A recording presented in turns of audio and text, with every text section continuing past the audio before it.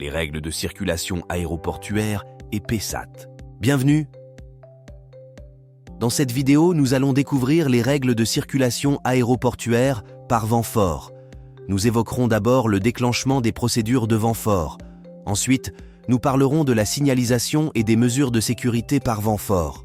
De plus, nous aborderons le stationnement, le tractage des aéronefs et l'utilisation des passerelles télescopiques. Enfin, nous terminerons par une conclusion. Commençons sans plus attendre avec le déclenchement des procédures de vent fort. Lorsque la vitesse du vent dépasse 30 nœuds ou une autre valeur définie par l'exploitant d'aéroport, la tour de contrôle informe l'unité de gestion d'air de trafic.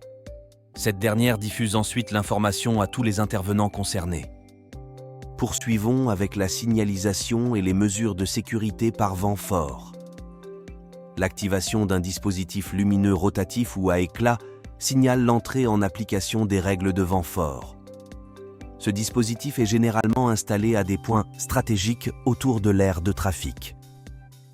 Diverses mesures de sécurité doivent être mises en œuvre par tous les intervenants sur l'aéroport lorsqu'il y a du vent fort notamment. 1. Arrimage ou sécurisation du matériel par le personnel des exploitants. 2.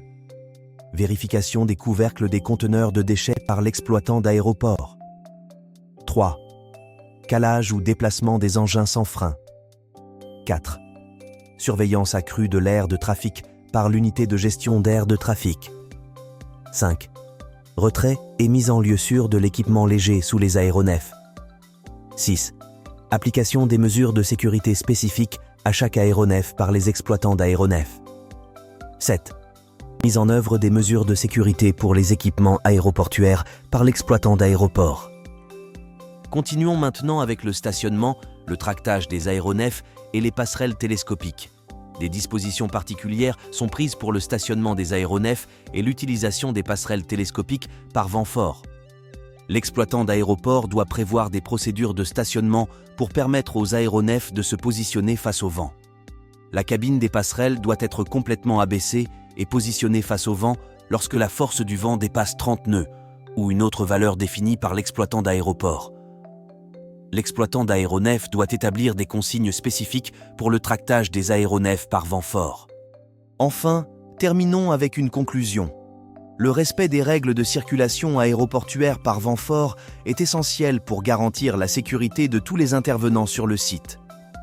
En suivant les consignes et en prenant les mesures de précaution adéquates, nous pouvons contribuer à maintenir un environnement de travail sûr et efficace.